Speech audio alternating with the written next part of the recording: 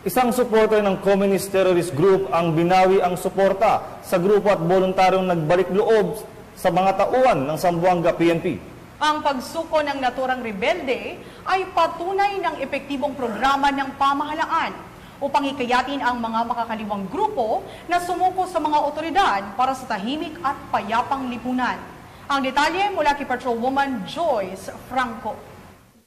Nagbalik loob sa pamahalaan ng isang taga-suporta ng Communist Terrorist Group sa kapulisan ng 1st Zamboanga Sibugay Provincial Mobile Force Company, katuwang ang buog MPS sa buog Zamboanga Sibugay. Kinilala ni Police Lieutenant Colonel Ryan J.R. Capurcos, Force Commander ng 1st Zamboanga Sibugay Provincial Mobile Force Company. Ang sumuko na si alias Brian, 36 anyos at residente ng Purok 5, Barangay Bulaan, buog Zamboanga Sibugay. Si alias Brian ay isang aktibong taga-suporta ng CTG Affected Mass Organization or CAMO Regional Urban Committee Zamboanga Sibugay Chapter WMPRC at nagbalik loob sa pamahalaan sa pagnanais na mabuhay ng maayos at tahimik kasama ang kanyang pamilya. Ang matagumpay na pagbabalik loob nito ay sa pagsisikap ng mga kapulisan ng 1st ZSBMFC para pababain at hikayatin ang mga kababayang nalihis ng landas. Sa ilalim ng programa ni Pangulong Marcos na naglalayong sugpuin ang insurhensya, ang pambansang pulisya ay patuloy na hinihikayat ang mga natitira pang miyembro at taga-suporta ng Communist Terrorist Group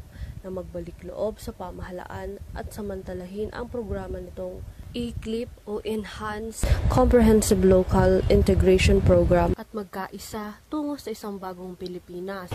Mula dito sa Police Regional Office 9, ako ang inyong PNN correspondent, Patrolwoman Joyce Franco, alagad ng batas, tagataguyod ng balitang pulis. Maraming salamat, Patrolwoman Franco. Samantala